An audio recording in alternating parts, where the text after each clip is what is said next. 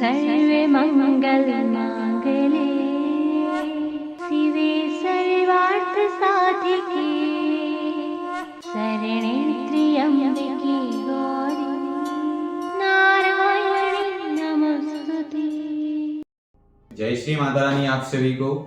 तो आज हम आप लोगों से हमारा स्वयं का एक ऐसा अनुभव शेयर करने वाले हैं जिस अनुभव को सुनकर के आप सभी भी आश्चर्यचकित हो जाएंगे। क्योंकि क्या हुआ कि हम पिछले साल 2021 में अक्टूबर नवंबर के महीने में उज्जैन गए हुए थे।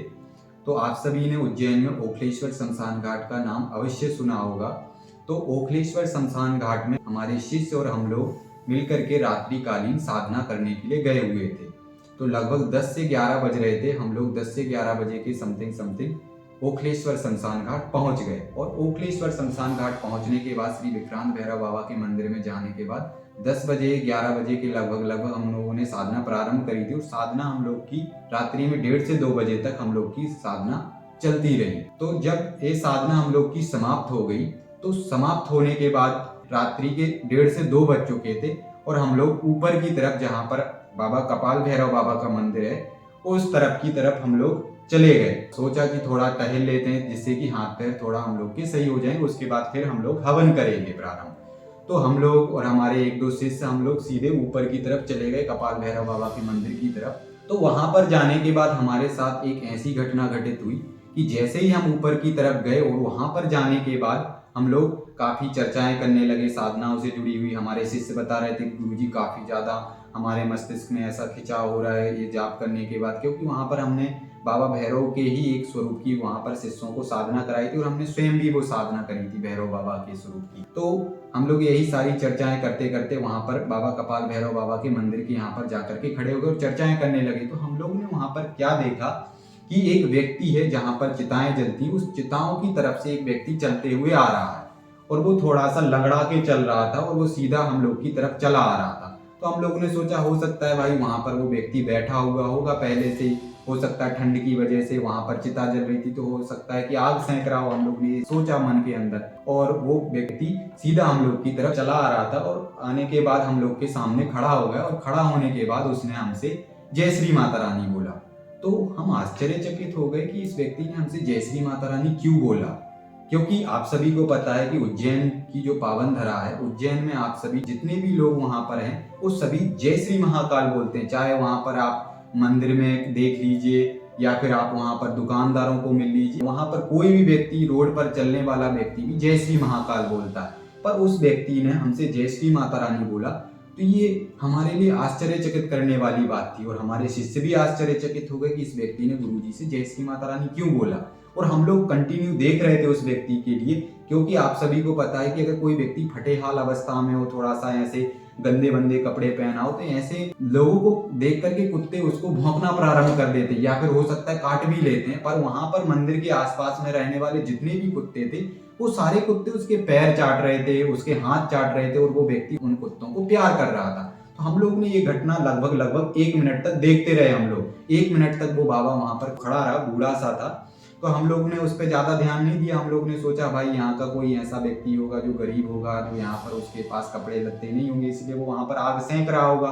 और हम लोग ने ज्यादा फिर ध्यान नहीं दिया, बस थोड़ा सा आश्चर्यचकित हुए कि भाई जय श्री माता रानी इस व्यक्ति ने क्यों बोला।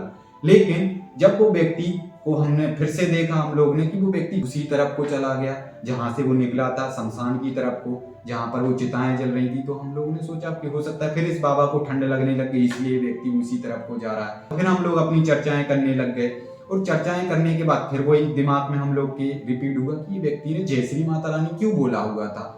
क्योंकि यहाँ पर तो उज्जैन में सभी लोग जय श्री महाकाल बोलते हैं। तो हम लोग के मन के अंदर वो बात बार बार आ रही थी कि भाई इस बाबा ने क्यों जय श्री माता रानी बोला। फिर उसके बाद में दूसरी बात ये थी कि वहां पर वो जितने भी कुत्ते थे उस व्यक्ति के पैर चाट रहे थे और उसके लिए वो व्यक्ति प्यार कर रहा था उन सभी कुत्तों के लिए। तो हम लोग फिर काफी ज्यादा आश्चर्यचकित हो गए। तो उसमें से एक शिष्य ने बोला गुरुजी एक काम करते उस बाबा को देख करके आते हैं कि उसको ज्यादा तो ठंड नहीं लग रही, एक काम करते हैं अन्यथा अगर ज्यादा ठंड लग रही होगी तो अपन अपने कंबल दे देंगे उसके लिए। तो जब वहां पर हम लोग ने जाकर के देखा हमारे शिष्य ने, तो वहां पर वो बाबा था ही नहीं। हम लोग फिर सबसे ज्यादा आश्चर्यचकित हो गए क्योंकि वहां के नीचे तो नदी थी, तो वहां पर कहीं ऐसा कोई रास्ता ही नहीं था कि वो व्यक्ति कहीं और जा सकता है। और वो ज्यादा चल भी नहीं पा रहा था क्योंकि लंगड़ा रहा था वो व्यक्ति। तो फिर हम लोग बिल्कुल बहुत ज़्यादा आश्चर्यचकित हो गए और ये घटना हम लोग के लिए इतनी ज़्यादा आश्चर्यचकित कर दिया इस घटना ने कि हम लोग फिर सीधा नीचे गए और नीचे जाने के बाद हवन किया और हवन करने के बाद हम लोग सीधे होटल की तरफ चले गए। जब हम गाड़ी में थे, जब होटल की तरफ जा रहे थे, तो सारे से हमसे यही पूछ रहे थे, गुरुजी आखिर वो व्यक्ति कौन था, क्योंकि जब हम लोग ने वहां पर जाने के बाद देखा तो ना वो व्यक्ति वहां मिला। और सबसे ज्यादा तो आश्चर्यचकित करने वाली उस बाबा ने ये घटना करी कि आपसे जय श्री माता रानी बोला उसने, और उस आसपास में जितने भी कुत्ते थे वो सारे के सारे कुत्ते उसके पैर चाट रहे थे, हाथ चाट रहे थे। तो कुछ समझ में नहीं आ रहा गुरुजी कि आखिर वो बाबा कौन था। कि आप कुछ बताइए, कुछ देखिए शक्तियों के माध्यम से कि वो कोई नॉर्मल व्यक्ति ही था या फिर कोई वहां पर कोई शक्ति थी, वो कोई दिव्य आत्मा थी या फिर कोई बाबा के गण थे। तो हम भी ये चीज में डाउट में पड़ गए कि ये भी बात उनकी सत्य है। अगर वो कोई नॉर्मल व्यक्ति था तो वो व्यक्ति वहां पर मिलना चाहिए था, क्योंकि दोबारा हम जब वहां पर देखने गए, हमारा शिष्य देखने गया, वहां पर कोई व्यक्ति मिला ही नहीं। और फिर हम लोग भी सभी पीछे से पहुंचे तो वहां पर चारों तरफ हम लोग ने देखा तो कहीं भी नहीं वो व्यक्ति दिख रहा था, क्योंकि वो व्यक्ति ज्यादा चल ही नहीं पा रहा था। तो हम लोग को पता था कि भाई यहाँ से अगर वो व्यक्ति जाएगा तो आसपास के या तो मंदिर में ही जाएगा या तो नीचे वाले मंदिर में जाएगा, ऊपर वाले मंदिर में ही रहेगा। तो वो तो नीचे की तरफ गया था, तो नीचे वाले मंदिर में था नहीं वो व्यक्ति, और जो चिताओं की तरफ गया था तो चिता के आसपास में भी कहीं पर वो व्यक्ति आग सेंकते हुए हम लोग को नहीं मिला। तो ये आश्चर्यचकित करने वाली ये घटना हम लोग के साथ में घटित हुई। तो हमारे मन के अंदर भी ये सारी चीजें चल ही रही थी और हमारे शिष्य भी बार बार पूछ रहे थे कि गुरुजी आखिर वो व्यक्ति कौन था। तो हमने अपने शिष्यों से कहा कि एक काम करते हैं कि आप लोग परेशान मत होइए, हम लोग होटल चलते हैं और होटल पहुंचने के बाद क्या करते हैं कि शक्तियों के माध्यम से इस विषय पर चर्चा करते हैं, शक्तियों से पूछते हैं कि आखिर वो व्यक्ति कौन था जो हम लोग को दिखा था। और वो व्यक्ति हम लोग के सामने आने के बाद जय श्री माता रानी बोल रहा था हम लोग से। तो सभी शिष्य बोले कि ये बात सही है गुरुजी, एक काम करते हैं आप अपनी शक्तियों से पूछिए और उसके बाद जानने का प्रयास करिए कि आखिर वो व्यक्ति कौन था, कोई शक्ति ही थी या कोई नॉर्मल व्यक्ति था। तो फिर जब हम लोग होटल पहुंच गए और होटल पहुंचने के बाद जब हमने अपनी ध्यान के माध्यम से शक्तियों से कनेक्ट हुए और कनेक्ट होने के बाद ध्यान मार्ग से जब हमने उस व्यक्ति के विषय में जानने का प्रयास किया, तो हमारी शक्तियों ने जो चीजें हमारे लिए बताई तो हम बिल्कुल ही आश्चर्यचकित हो गए और हमारा जो डाउट था वो पूर्ण रूप से क्लियर हो गया। और जो शक्तियों ने हम लोग के लिए बताया तो हम लोग सभी लोग बहुत ज़्यादा खुश हुए, क्योंकि वो चीज़ जो शक्तियों से पूछने के बाद हमारे लिए जो संकेत प्राप्त हुए वो कुछ ऐसे संकेत थे, वो संकेत हम आप सभी से शेयर नहीं कर सकते। तो वो संकेत जब हमारे लिए मिले तो हमारा डाउट जो था वो क्लियर हो गया। और उसके बाद में फिर हम लोग ने सभी ने उस शक्ति को याद करके प्रणाम किया उस शक्ति को, और हम लोग की तरफ से अगर कोई गलती हुई तो उस गलतियों के लिए भी उस शक्ति से हम लोग ने क्षमा मांगा।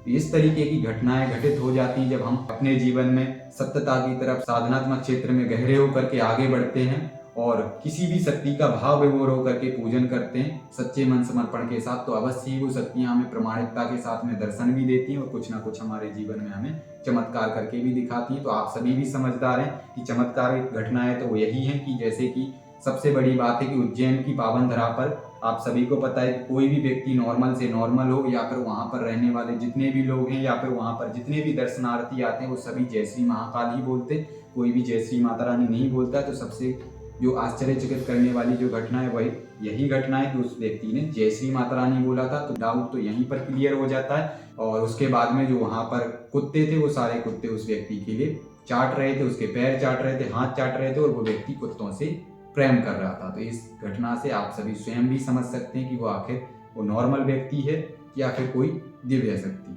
तो आप सभी को इस घटना से बहुत कुछ सीखने को मिला होगा, हमारे इस अनुभव से बहुत कुछ सीखने को मिला होगा। तो आप सभी के लिए जय मां।